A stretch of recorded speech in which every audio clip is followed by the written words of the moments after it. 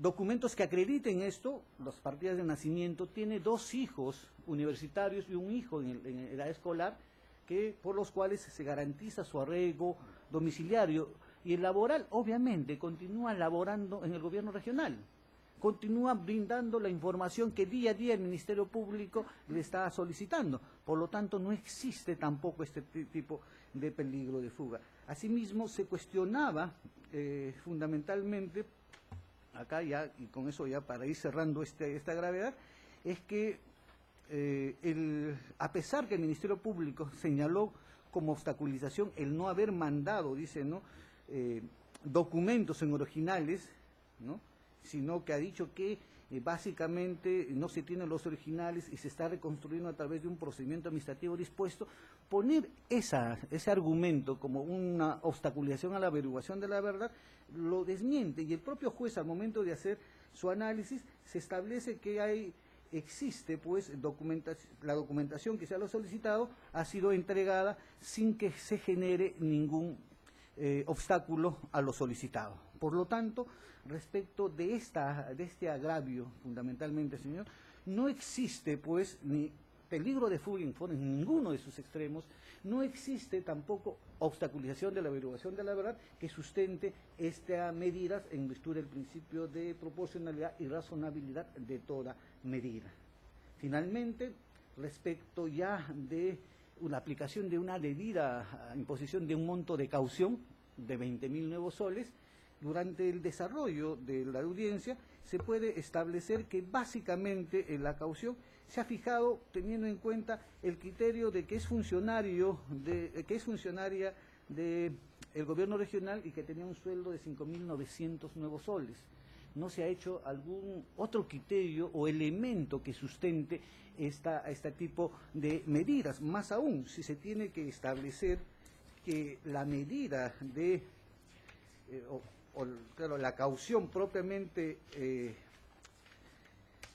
dada tiene que cumplir ciertos requisitos, que es, ¿no?, asegurar la comparecencia y el sometimiento a los fines del proceso. Acá no se cumple estos requisitos porque ya con la sola imposición de esa regla de conducta que se estaba cuestionando, con una sola conducta procesal de mi patrocinada dada en este proceso y en otro proceso que también estaba investigada y de la cual ahorita vamos a analizar, no existía pues ningún elemento objetivo válido para imponer una caución. No existe el requisito de asegurar la comparecencia y sometimiento al proceso de mi patrocinada, ya que este se ha cumplido plenamente. Tal es así que, insisto, mi patrocinada cumple religiosamente con esa medida, y del mismo modo no se ha tomado en cuenta que mi patrocinada tiene un ingreso en ese entonces como coordinadora era de 5.900, ahora que ya no tiene ese cargo, básicamente es una encargatura, es algo de 4.000 a 4.300, dependiendo de los cuentos de ley que le hacen cada mes. Por lo tanto, respecto de esta caución, tampoco existen esos criterios de razonabilidad, proporcionalidad que deben ser tomados en cuenta. Y ya para concluir, señores jueces superiores, creemos que la finalidad era asegurar el sometimiento de mi patrocinada a este proceso. Se ha cumplido y se viene cumpliendo hasta la fecha. No existe en ninguna información alguna que mi patrocinada haya obstaculizado o haya hecho una conducta impropia. Más aún, en la otra investigación que se está en cierne, también porque hay otra también que está a nivel preliminar, tampoco existe o va a existir un documento en el cual se cuestione o se ponga en duda el comportamiento procesal de mi patrocinada. Al contrario, siempre hemos asistido a las citaciones que se nos dan y por lo tanto, pues, esa finalidad que perseguía estas medidas ya no tiene ningún sustento válido, ni en esa época, ni menos aún casi a 2 años después. Por lo tanto, señores jueces, al haberse no cumpliéndose estos requisitos formales que exige toda medida coercitiva, habiendo perdido la finalidad de la misma, pues reitero mi pretensión inicial de que se revoque esta medida y se imponga la comparecencia simple a favor de mi patrocinada Elena Delgado Maruy. La defensa ha concluido, señor. La defensa de Víctor Alipio Sobrejeres, el abogado Jesús Alejandro Valencia Luque, se cuenta presente. Con su venia, señor magistrado. Señor magistrado, concretamente, la imputación que se efectúa contra mi patrocinado, además de ser genérica, no cumple los presupuestos requeridos en el artículo 286 y siguientes del Código Procesal Penal. Señores jueces superiores, sustentamos esto como en la petición concreta de la revocatoria de la resolución número 23 del auto resolutivo impugnado, a efectos de que se deje sin efecto la misma y se emita de comparecencia simple. Más aún, con lo ya expuesto por los abogados de la defensa que nos antecedieron, solicitamos también de que esto ya carecería de sentido, porque bien sabemos que la investigación preparatoria ya culminó en noviembre del año pasado. Más aún, respecto al extremo de la caución, ya no tendría sentido porque el patrocinado ya no es funcionario del Gobierno Regional del Callao, y más aún ahora que se encuentra privado de su libertad. Señores jueces superiores, las imputaciones concretas contra mi patrocinado son dos, que no ha precisado Fiscalía. La primera es en función a su cargo, que estuvo como encargado de jefe de logística. Este hecho, aquí de manera genérica, la Fiscalía le pone en condición de cómplice primario por haber colaborado en la defraudación patrimonial del Estado. Y prosigue de manera genérica diciendo: habría infringido sus deberes funcionales de jefe de la oficina de logística del Gobierno Regional del Callao, cuya función básica se encuentran estipuladas, de manera genérica dice, en el Reglamento de Organización y Funciones. Sin embargo, nosotros venimos a precisarle, señor magistrado, de manera ya puntual, que precisamente esas funciones, señora juez, señor magistrado, como bien lo señala la Fiscalía, y ese error lo ha arrastrado el juez, el juzgador de primera instancia, dice, ¿no? Es el artículo 60, numeral 6 del Reglamento de Organización y Funciones, numeral 2. ¿Qué se habla? Se dice de manera general, responsable de efectuar el control previo, simultáneo y posterior de las adquisiciones y contrataciones de bienes y servicios. Señor juez, señores jueces superiores, acá existe un craso error. ¿Por qué? Porque están desnaturalizando el tema de la imputación. Esta obra, como así lo dice, es tal. No se trata de unos bienes y servicios. Entonces, ¿qué imputación cabría por el delito de colusión? Si esto se trata de una obra, no se trata de un bien ni de un servicio. Este desconocimiento, señores magistrados, de la ley de contrataciones plasmada en esta resolución en materia de imputación, ¿no? Es decir, saca de contexto el derecho a la debida motivación de las resoluciones porque vulnera la imputación necesaria. También, señores magistrados, la normatividad especial de contratación pública, que en esencia prevalece, es la ley especial y no la ley general, y que en su desarrollo se dice, la diferencia entre los servicios generales de infraestructura y de obra pública no son de la misma naturaleza, y esto lo dice la propia ley de contrataciones, pues tienen su propia esencia normativa. Sin embargo, señores jueces, el ACUBO, recogiendo la imputación efectuada de manera errada por la representante del Ministerio Público, hace suyo el craso error incurrido por esta, al señalar que el objeto contractual de las obras públicas, hacen una interpretación forzada, dice, está considerado para lo que es bienes y servicios, efectuando, señores jueces superiores, incluso una analogía e interpretación extensiva de la norma, lo cual sabemos se encuentra proscrito por la Constitución Política en el artículo 139, inciso 9, el cual prescribe que el principio de inaplicabilidad por analogía de la ley penal y de las normas que restringen derechos, concordante con lo establecido en el artículo 3 del título preliminar del Código Penal, se precisa que no está permitida la analogía para calificar, como pretende la Fiscalía, este hecho como delito. Entonces, señores magistrados, debemos dejar sentado que este agravio también perjudica los intereses de mi patrocinado. Por otro lado, respecto al otro hecho, señores jueces, se imputa a mi patrocinado en su condición de, en otro momento, gerente de la Gerencia Regional de Infraestructura, por supuestamente haber dado visto bueno para la conformidad del pago de las valorizaciones de obras, de los adicionales de obras números 4 y número 6. Señor juez, no se ha tenido en cuenta, por ese tema, que ello en modo alguno puede tenerse como un incumplimiento de los deberes funcionales de mi patrocinado en el desarrollo de sus funciones como jefe de la unidad de gobierno regional, responsable del monitoreo de la ejecución de la obra, ni mucho menos sus deberes funcionales como gerente regional de infraestructura, como se ha establecido en la resolución impugnada. Señor juez, y esto guarda coherencia con lo establecido de manera literal por el artículo 197 del reglamento de la ley de contrataciones vigente a la fecha de los hechos, que es el decreto legislativo 1017. De manera literal y puntual voy a leer: valorizaciones y metrados. Las valorizaciones tienen el carácter de pagos a cuenta y serán elaboradas el último día de cada periodo previsto en las bases por el inspector o por el supervisor y el contratista.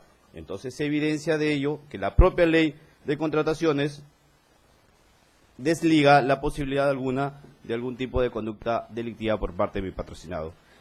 Es más, señores magistrados, la Fiscalía también, en desconocimiento de la normativa en contrataciones, hace alusión a un informe especial de la Contraloría, al cual se dice es un informe de seguimiento, en realidad no de cumplimiento.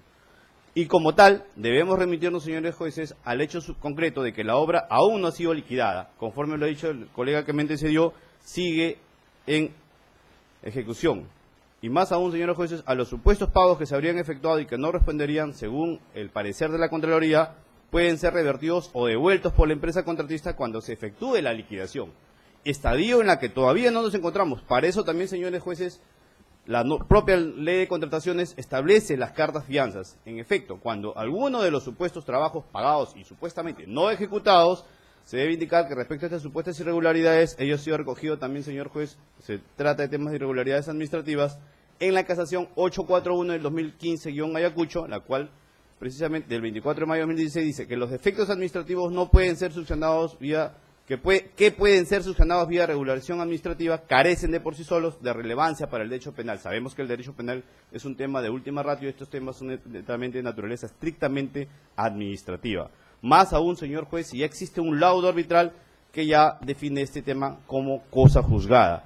Entonces, mal se estaría haciendo abocarse de manera indebida, lo cual está también prohibido por la Constitución, a un conocimiento que ya ha sido materia de pronunciamiento por otro órgano, en este caso el Tribunal Arbitral, que ha visto este caso de la obra Gambetta. Señores jueces superiores, el AQO, en el literal de la sentencia, no ha cuestionado el tema del peligro de fuga. Tampoco ha cuestionado el tema, y esto me remito al literal, los párrafos del 1 al 6, el peligro de obstaculización de la averiguación de la verdad, que son las dos únicas vertientes del peligro procesal. Tal es así, señores magistrados, que respecto a estos peligros ya los ha validado, que no existe, concluyen que dice, no hay cuestionamiento alguno respecto al presupuesto de peligro de fuga, y respecto al peligro de obstaculización de la verdad, precisa que no ocurre en el caso concreto porque no existen elementos que observen tal riesgo. Para ello se requiere no de una sospecha simple, sino de elementos que verifiquen tal supuesto peligro de obstaculización de la verdad. Lo único que ha cuestionado, señores magistrados, el juez es la gravedad de la pena. Y sabemos, señores magistrados, ya en reiterada jurisprudencia y concretamente respecto a este tema de la gravedad de la pena, ya la sentencia del Tribunal Europeo de Derechos Humanos ha precisado que la simple posibilidad o facilidad que tiene el procesado para pasar la frontera no implica un peligro de fuga. Esto ha sido recogido también, señores magistrados, por nuestra Corte Suprema en la casación 631 de 2015 de Arequipa, en el fundamento jurídico séptimo. Asimismo, señores jueces superiores, en el fundamento jurídico segundo de la casación mencionada, también se ha descartado la posibilidad del hecho de que el constante viaje, porque cuestiona también un tema del extremo del récord migratorio bien patrocinado, las constantes salidas al país, que han sido por temas eminentemente familiares, no implican tampoco un peligro o un riesgo de fuga. Entonces, por los argumentos expuestos, señores magistrados, solicitamos de que se revoque el auto impugnado y se emita la resolución que corresponda.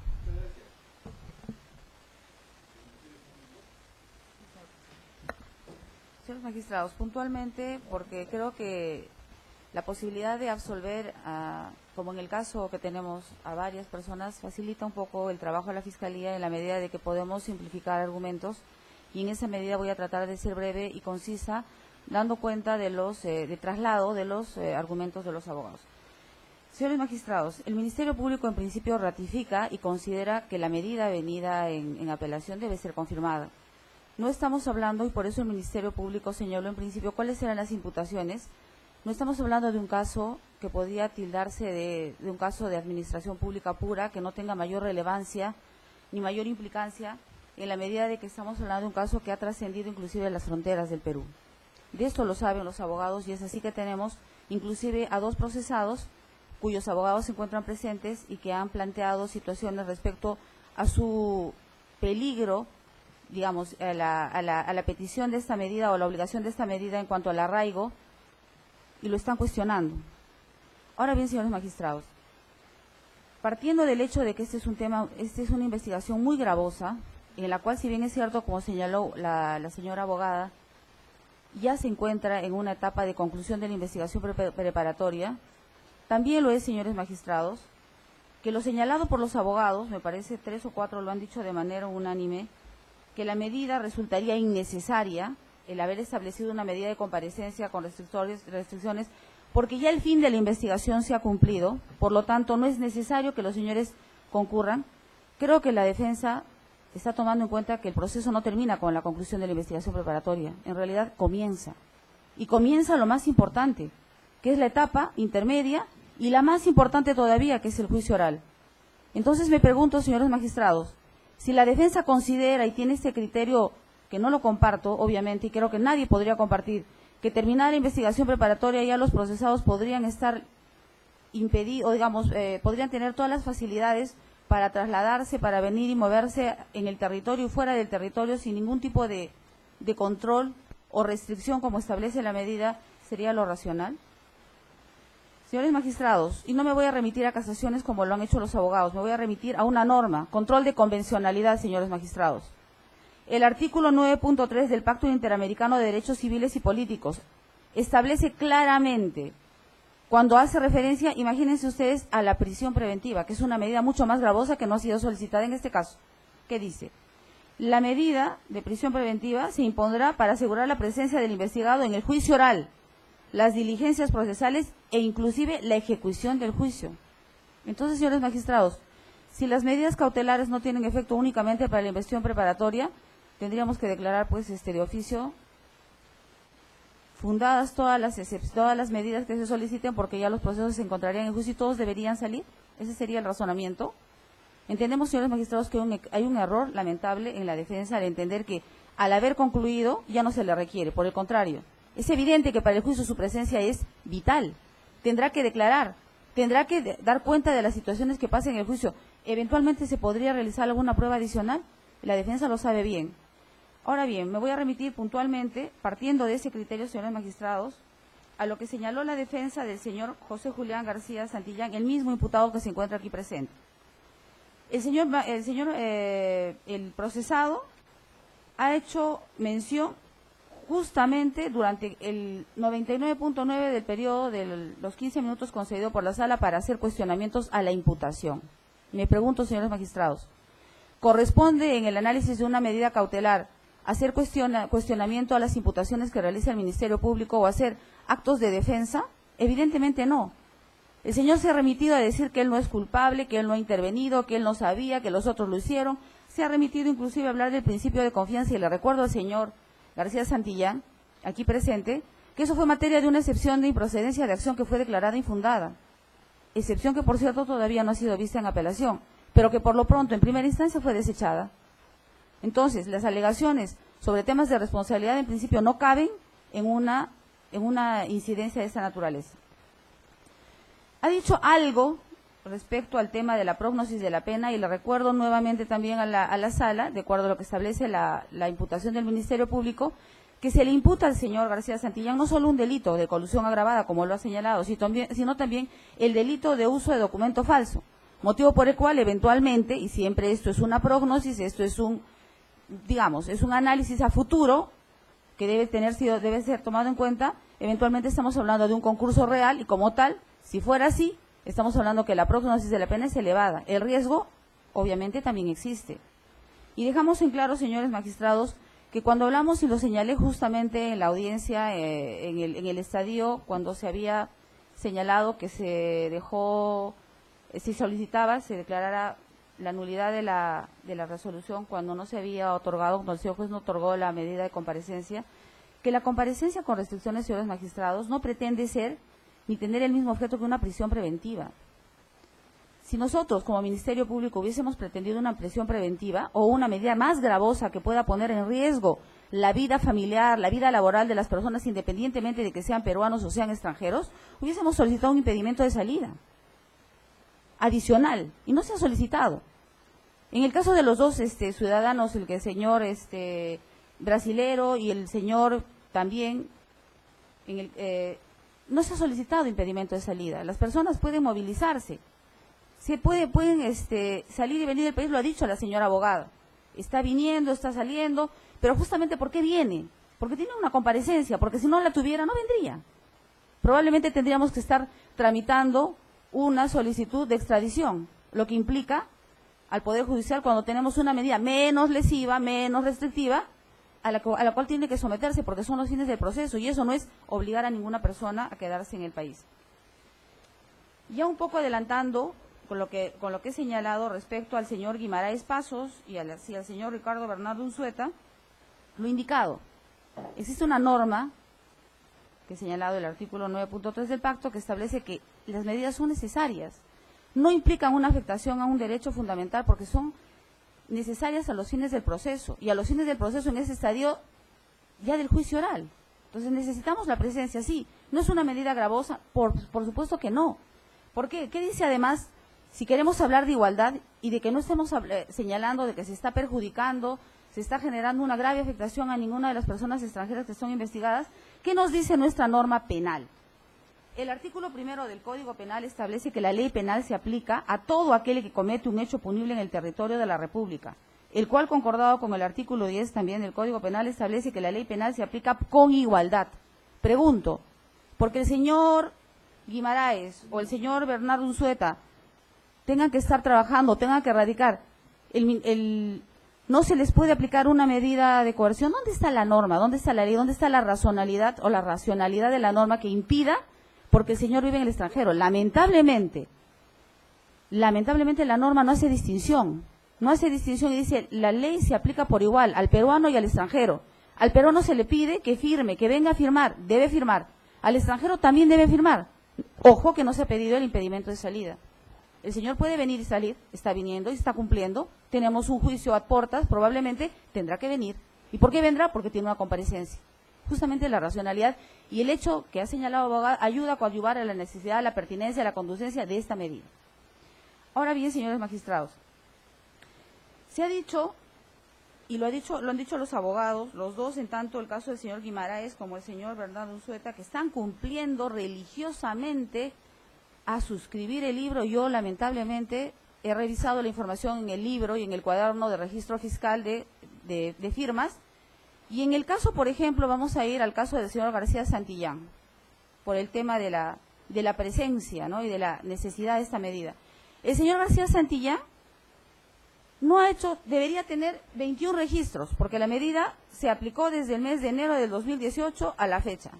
El señor únicamente ha suscrito 10 veces, y de manera intermitente, o sea, no cumple. La norma dice cada 30 días a suscribir, el señor no lo ha hecho. ¿Cuándo ha firmado? El 25 de mayo, el 23 de noviembre del 2018, el 20 de febrero del 2019, en marzo, luego después en un mes ha firmado 2 veces. Yo no sé si, y me parece que esto es un modus operandi de algunas personas, o de repente no están asesoradas adecuadamente y firman 2 veces en el mes. ¿Eso servirá para 2 meses seguidos? No los entendemos, pero así está registrado. Finalmente, antes de la audiencia, después de algún estadio, vuelve a firmar el 22 de agosto del 2019. De 21 registros solo ha firmado 10. ¿Sí? 10. En el caso del señor Gabriel Pace, que la señora abogada también nos ha indicado que viene religiosamente, cumple el señor, lamentablemente, probablemente no es culpa de la señora abogada, entendemos sus recargadas labores, pero no sabrá que el señor tampoco ha firmado de manera mensual como establece la norma. La norma dice, la medida de restricción establecía que debía hacerlo cada 30 días. ¿Cuándo ha firmado el señor Egualvil Peis? Y acá tengo el registro que me han alcanzado del cuaderno fiscal. El señor ha firmado el 11 de junio del 2018, o sea, de enero a junio, una vez, el 13 de julio, y así hasta el mes de noviembre del 2018, luego ha firmado en enero, en febrero, en marzo, y a la fecha tampoco ha firmado. O sea, desde el mes de marzo hasta este mes no ha venido ni ha concurrido a firmar. Por lo tanto, esta situación corrobora la necesidad de que aún, imagínense ustedes, teniendo una medida de coerción, perdón, señor magistrado, se ha interrumpido la audiencia. Bueno, entonces, si aún hay una obligación de firmar, está visto que ni con la comparecencia los señores han cumplido. Entonces, ¿cómo podemos ser coherentes, señores magistrados, de solicitar que esto sea revocado cuando ni siquiera han cumplido el mandato judicial? Entonces, creo yo, señores magistrados, que aquí hay un pedido que no es congruente el solicitar que se revoque una medida cuando ni siquiera la parte está cumpliendo el mandato que el juez ha dictado. En el caso del señor Gustavo Guimaraes Pasos, igualmente. El señor firmó, sí, en su primera firma el 23 de marzo del 2018, luego a mayo y así hasta septiembre, y desde el mes de enero, desde este año, no ha vuelto a firmar el cuaderno. No ha vuelto, no sabemos si el señor se encontrará aquí. Yo reconozco que no he tenido el tiempo para poder verificar si el señor se encuentra en el Perú, se encuentra en el extranjero. No sabemos si el señor eventualmente, ante este incumplimiento, lo que corresponde, y lo saben los abogados, es solicitar la revocatoria de la medida. Se solicitará en el caso de los que no han firmado. Y eso no es para decir, eventualmente sé que la señora abogada dirá que esto no es una amenaza. No, no es una amenaza. Es una obligación del Ministerio Público. Ante el incumplimiento de las medidas y de las reglas dictadas por el Poder Judicial, el fiscal está en la obligación de solicitar su revocatoria. Se analizará. Pero ciertamente no han cumplido. Ahora bien, en el caso de la señora Marruy, sí, vamos a ser legal, vamos a decir la verdad, la señora sí ha venido cumpliendo, pero los presupuestos en el caso de la señora serán otros que pasaremos a indicar. En el caso de la señora Marruy, el abogado nuevamente ha hecho alegaciones abundantes respecto al tema de la imputación. Ha dicho que la señora tiene domicilio, tiene casa, que trabaja, etcétera, etcétera. Cuestiona efectivamente lo que en teoría nosotros debemos cuestionar aquí en esta audiencia a la resolución venida en grado, porque ya se ha dicho, no se ha cuestionado los elementos y graves fundados de convicción, no. Nos hemos concentrado ni tanto así en la pena, más en el peligro procesal. Y en el caso de la señora, evidentemente, en la confluencia de tanto de la prognosis, de los elementos de convicción, de su propia presencia, señores magistrados, en la en el gobierno regional, y lo ha dicho el abogado, continuando a cargo del proyecto que es materia de investigación, y no digamos que este proceso ha terminado porque existe una suerte de un arbitraje, que acá no existe nada, existe un perjuicio, existe un proceso penal, independientemente de que hubiese un arbitraje, que ojo, sabemos cómo los arbitrajes también han sido cuestionados. No es materia de la imputación, es cierto, pero tampoco podemos dar por cierto el hecho de que ante una situación de arbitraje el asunto ha terminado. Acá hay una responsabilidad penal que será determinada en un juicio. Y entonces, señores magistrados, la presencia de la señora, y según el análisis que hace el juez, es adecuada. Efectivamente, la señora tiene hecho un análisis y una compulsa de todos estos presupuestos, porque no los ha hecho únicamente aisladamente, podemos entenderlo si analizamos la resolución en todo su contexto. La señora trabaja efectivamente, tiene familia efectivamente, pero tiene movimientos migratorios, tiene pasaporte, tiene posibilidades de salir del país. Puede ausentarse, tiene la investigación, la pena probable es gravísima. ¿Existen elementos? Los existen. Entonces, señores magistrados, el Ministerio Público considera que en el caso de la señora también corresponde la medida. Es una medida adecuada, no es lesiva, es la menor, es la mínima y la más pertinente a los hechos y a los graves hechos que se vienen investigando, y en este caso ya a puertas del juicio.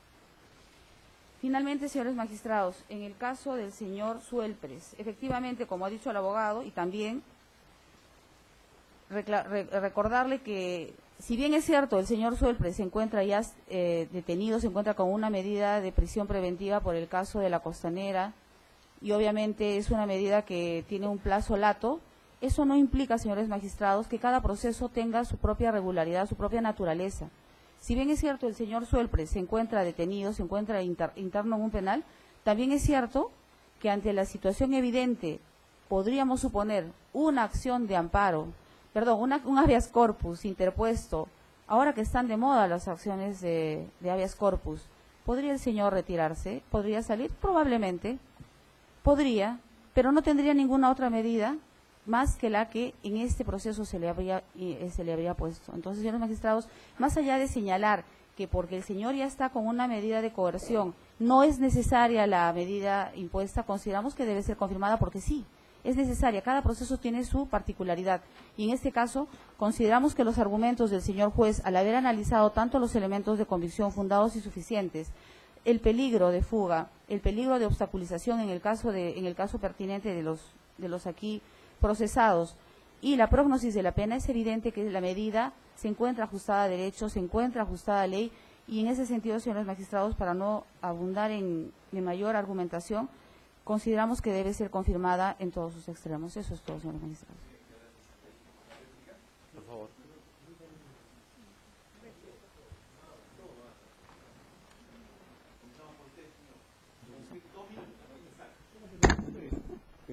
La fiscal no ha dicho nada respecto al tema del peligro procesal, peligro de fuga y peligro de obstaculización que se le imputa a mi persona. Se ha limitado a señalar que tengo otra imputación, que es digamos, falsificación de documentos, pero la fiscal, hay un tema que es contundente. ¿Qué pasaría, señores, si la fiscal presenta la revocatoria de mi mandato de comparecencia por restricciones?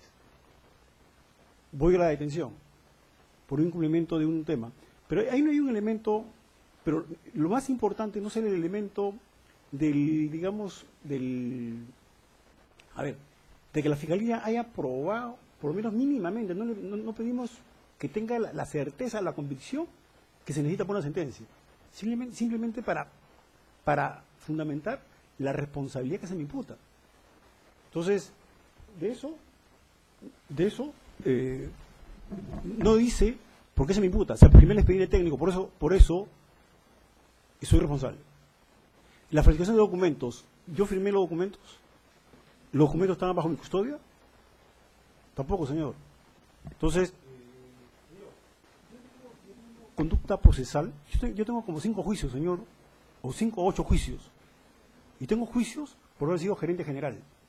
Señor, de esos juicios, el de Oquendo salía suelto, el de Pachacute salió suelto, señor, en un peculado que fui absuelto en la primera instancia y fue declarado nulo en la segunda, que nuevamente saber, señor, mi conducta, usted y la fiscal sabe, señor, porque ella es la titular de la Fiscalía en el Callao, sabe que mi conducta procesal en todos los juicios que tengo, señor, han sido correctas.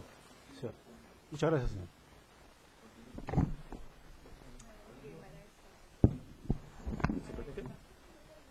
¿Cómo que? ¿Sí? Bueno, primero las damas, pero ya que me cedió. Muchísimas gracias. Solo 4 puntos, doctor. Primero, la aclaración a la señora fiscal que en un recurso de apelación, la competencia que tiene la sala en el reexamen es respecto a las circunstancias mediante las cuales el juez en su momento impuso la medida. Y por eso que nosotros resaltábamos tanto de que esta medida se decretó en el 2017, ¿no? Con todas las y con toda la información que en su momento nuestros patrocinados dieron a la propia Fiscalía. El segundo punto, respecto al tema de la vigencia de las medidas. Bueno, la doctora se remite al, ¿no suerte, de control de convencionalidad o algo así, cuando fácilmente puede remitirse al Código Procesal Penal, que muy claramente en los artículos 253.3 y en 279, de alguna manera, sí, dan alguna referencia al marco temporal que tienen las medidas. El 253.3 habla de que tienen que establecerse por un tiempo estrictamente necesario, para la actividad probatoria, y el 279 de que la posibilidad de la revocatoria siempre tiene que darse en el marco de la investigación, literalmente lo establece así. Segundo punto. El tercer punto, respecto a lo del arbitraje. Respecto al arbitraje, no lo ha dicho expresamente, pero como que ha deslizado algún tipo de suspicacia. El arbitraje, como lo señalé, a la fecha es cosa juzgada, no solamente formal, cosa juzgada material. ¿Por qué? Porque incluso ha sido judicializado, ha sido materia de un recurso de anulación. Y en todo caso, si ellos están en desacuerdo o tienen algún tipo de desconfianza, ¿no?, respecto al arbitraje, ¿por qué no formularon una cosa juzgada fraudulenta o algo así? que tampoco lo han hecho. Y finalmente, respecto a mi patrocinado, puntualmente Ricardo Unzueta me ha distorsionado el argumento, porque yo incluso he sido muy preciso en señalar que yo no estoy cuestionando que se le haya aplicado toda la comparecencia restringida en su conjunto, sino solamente determinados extremos impugnativos que nos parecen que no eran razonables en el 2017, cuando él explicó puntualmente el porqué de sus viajes por destaque laboral y que evidentemente por eso no podía tener arraigo en el Perú. Gracias. Gracias, señora magistrada. Ha apuntado cuando menos 4 errores básicos y simples de entendimiento y comprensión, lo cual en verdad es algo altamente preocupante. Primero, hay que tener en cuenta, señores, la teoría cautelar, y sabemos que hay un listado desde afectaciones más graves hasta más leves dentro de la teoría cautelar, diversas medidas. La medida de comparecencia con restricciones no implica ni exige lo mismo que una medida de prisión preventiva, como la del 9.1 del pacto. Pero más allá de ello, señores, hay que tener en cuenta, y aquí va la cuestión que nosotros hemos impugnado, es que al señor Gustavo Guimaraes, ciudadano brasileño, se le quiere imponer que radique en el Perú. ¿Por qué? Y lo dice el juez en la última página, que creo que hay que leer, de la resolución. Y es que dice que tiene que señalar domicilio real en este país a efecto de efectivizar la regla de conducta de no ausentarse del lugar de residencia ni variar de domicilio sin previo aviso de la Fiscalía. Ese es lo grave, sabiendo que desde antes, formalmente, oficialmente, se comunicó en su declaración y oficialmente, documentadamente, que él no reside acá. Entonces, ¿cómo se puede obligar a una persona que reside fuera a que resida acá? Y su comportamiento, en verdad, y ahí viene el otro punto, en verdad, más allá que se me atribuyó el patrocinio de otras personas que no tengo el gusto de patrocinar ni conocer, pero hay un punto que hay que tener en consideración. Y es que se ha mencionado que el señor Gustavo Guimaraes ha firmado solo hasta enero de este año, lo cual es falso. Y lo pueden revisar ustedes del expediente de la carpeta fiscal. Él ha firmado en marzo, mayo, agosto y ha justificado en febrero y agosto también las firmas que no pudo venir, documentadamente porque no ha podido venir.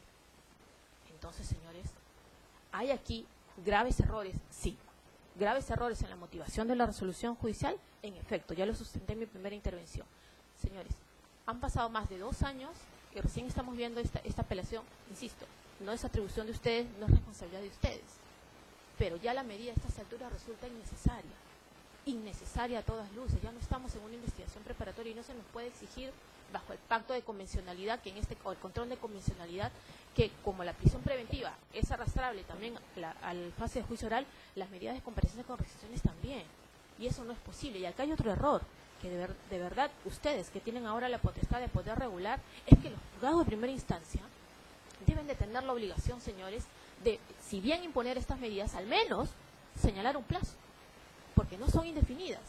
Las medidas de comparecencia con restricciones sirven precisamente para cautelar la investigación preparatoria, y en este caso ya no existe investigación preparatoria, porque es la etapa, sabemos todos, donde se producen los actos de investigación que luego en juicio oral van a ser tenidos en cuenta como prueba.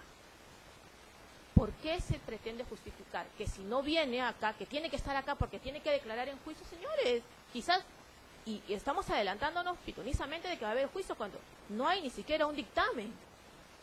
¿Por qué se descarta desde ya, en esta instancia, que podamos obtener un sobreseimiento?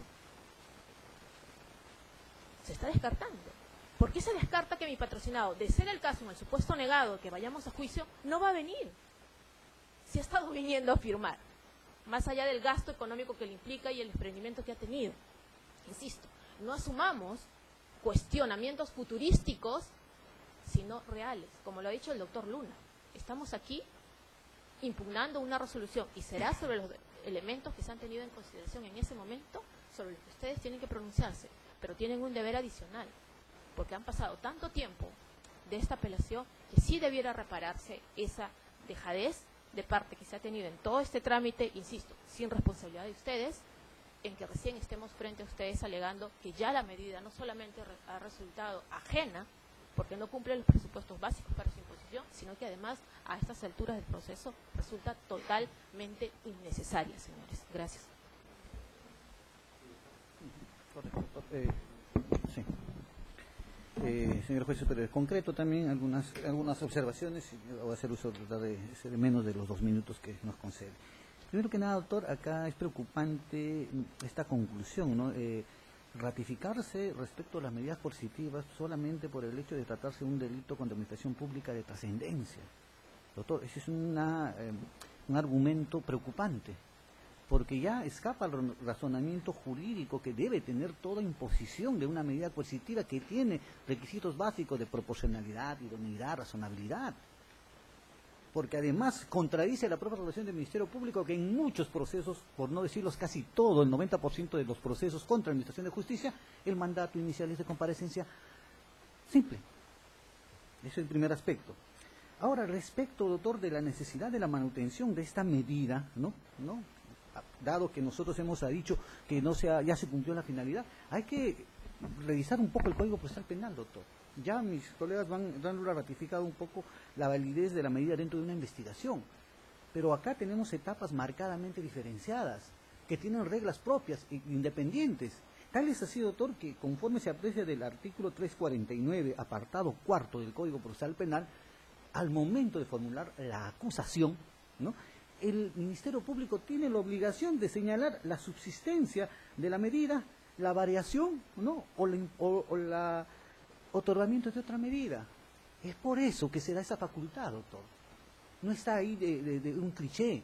Es por eso que luego de la investigación, si está con comparecencia simple, detecta otro, puede variar, o viceversa. Eso es el control, por eso es la finalidad de la medida de comparecencia restrictiva o toda medida cautelar, es fundamentalmente para investigación, porque se da en el recabo de medios de prueba que van a sustentar una acusación y, de ser el caso, un eventual juzgamiento. Es más, para complementar esta idea, hay que tener en cuenta el artículo 359, apartado 3 del Código Procesal Penal, y el artículo 367, apartado 2 del Código Procesal Penal, que son reglas básicamente del juicio oral, que establece la obligación de no alejarse del imputado y la necesidad de declaratoria de contumacia en caso de concurrencia. Tiene factores de conclusión, efectivamente, que dan. Por lo tanto, doctor, eso debe tenerse en cuenta. Y finalmente, doctor, como aspecto central de mi patrocinada, efectivamente, mi patrocinada es la que religiosamente ha cumplido. Eso es una verdad incontrastable. Acá, doctor, pero lo que sí es preocupante es, doctor, que se concluya, ¿no?, a pesar que se reconozca que se ha cumplido, que se concluya supuestamente por estar trabajando dentro del gobierno regional, por haber sido coordinadora, por haber dado la información, porque el caso no está cerrado, que se concluya con una sospecha más allá de todo juicio razonable. Cuando lo cierto y concreto es, doctor, que el propio juez ha señalado solamente como el requisito fundamental la sospecha de la existencia de peligro de fuga, más no de lo que es obstaculización a la averiguación de la verdad. Por lo tanto, doctor, queremos señalar fundamentalmente que reiterar nuestra posición. El análisis tiene que ser si se cumplen o no los requisitos. Y acá creemos que no existe ni peligro procesal, ni peligro de fuga, ni de obstaculización, conforme a los argumentos señalados. Por eso nos ratificamos en nuestra pretensión. Correcto, señor magistrado, gracias, con su venia. Señor magistrado, en realidad no han sido rebatidos ninguno de los argumentos postulados por la defensa del ciudadano Víctor Alipio Suelpre Jerez. Simplemente se ha limitado a un supuesto albur, ¿no?, de que va a pedir un habeas corpus y que puede salir. Pero como bien lo ha dicho la representante del Ministerio Público, esta es una medida cautelar, y una medida cautelar es provisoria, y la provisionalidad justamente ya terminó con la conclusión de la investigación preparatoria. Y de manera textual el código dice la investigación. Ya la siguiente etapa, que por cierto también incumple con sus deberes funcionales como magistrado, está adelantando el criterio que va a haber una acusación. La siguiente etapa de control de acusación, que es la etapa intermedia, ya no es de investigación. Entonces hay que definir bien los conceptos para poder sustentar un argumento.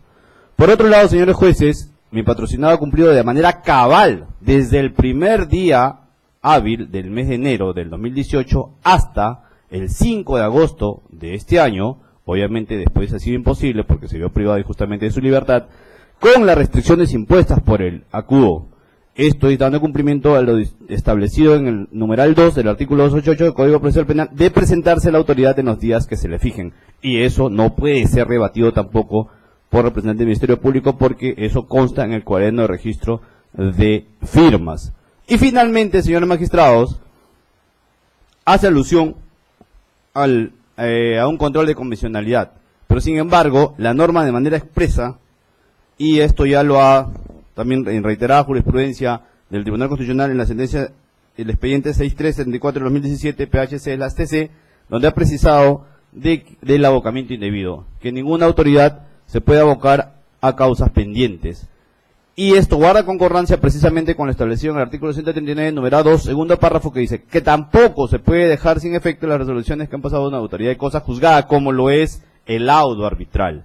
Y no se puede venir acá a pretender a cuestionar un laudo arbitral que ha sido de pleno derecho, de público conocimiento y con todas las garantías de ley. Eso es todo, señor magistrado.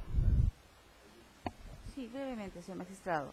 El Ministerio Público, señores magistrados, se ratifica en que las medidas cautelares, y no he encontrado ninguna norma que diga que únicamente los fines de las medidas cautelares son para efectos de la investigación, y que lo haya dicho que termina su vigencia y que se tiene que dar un plazo en el caso de la comparecencia cuando concluya la investigación preparatoria. Eso no existe. La norma citada, y por eso sí es una norma de control de convencionalidad, establece que las medidas cautelares son para los fines del proceso. Y el proceso no es una investigación nada más. Justamente el proceso, lo más importante es el juicio. Que sea una posición de la defensa considerar que en este estadio ya no se va a requerir la presencia, es su posición, respetable. Pero la Fiscalía considera que esta medida tiene que persistir, y persistirá en tanto sea necesaria la presencia de estas personas para los fines, sea del juicio, de la etapa intermedia. Como dijo la abogada, de repente puede darse, yo no me atrevería a hacerlo porque no soy fiscal encargada del caso, de un eventual sobreseimiento, de repente la defensa puede suponerlo, pero acá hemos centrado en un tema de probabilidades y de suposiciones. Y para hablar de medidas cautelares ni vamos a suponer ni vamos a hablar de probabilidades, vamos a hablar de lo que se ha analizado en la sentencia, en la resolución venida en grado, en la cual el juez ha analizado cada elemento, y en su momento lo consideró.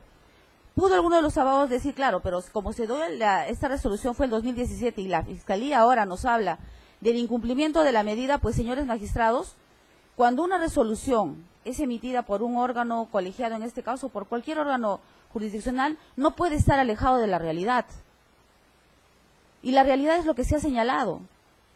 Bien, la abogada ha reconocido en el caso de su patrocinado que el señor ha justificado en algunos casos, pero la pregunta es, ¿a quién ha justificado? ¿Será el juez de repente? Pero ciertamente, o probablemente la Fiscalía, desconozco, no voy a contradecir lo dicho por la señora abogada, pero lo cierto es que el señor no ha cumplido. Eran cada 30 días, ha dicho que había algunas justificaciones, pero ciertamente no ha sido tal.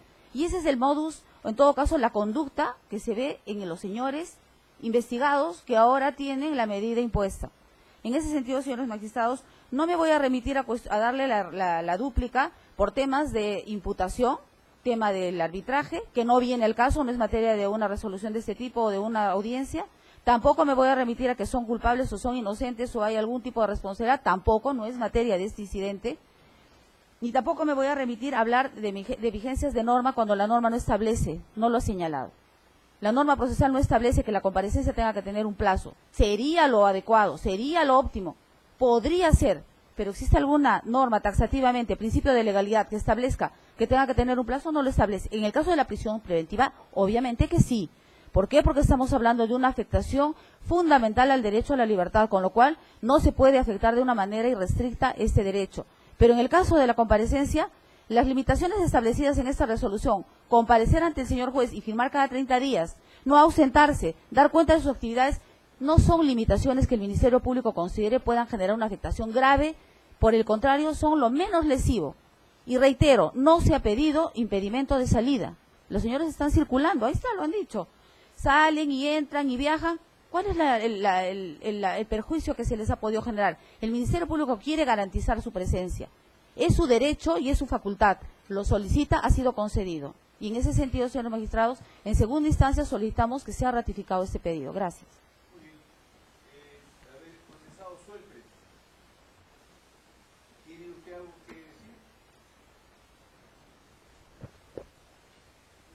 No se le escucha. ¿Escuchan ustedes? Ahora sí, adelante, adelante. Breve, ya.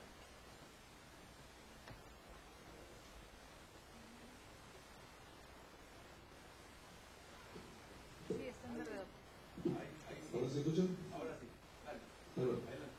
No, simplemente, señor magistrado, hace notar lo que decía mi abogado en ese caso. Desde que se dictó esa medida, yo estrictamente yo todos los meses a sesionar mi firma, indicar mis actividades y todo. Y ahora que estoy impedido de hacerlo, bueno, ya no he podido cumplir con esa norma, pero mientras estuvo vigente, que quede claro, porque la señorita fiscal no dijo mi nombre, que yo también había cumplido irrestrictamente, ¿no? la firma del cuaderno de la Fiscalía. Eso quería simplemente hacer notar, señor magistrado. Gracias.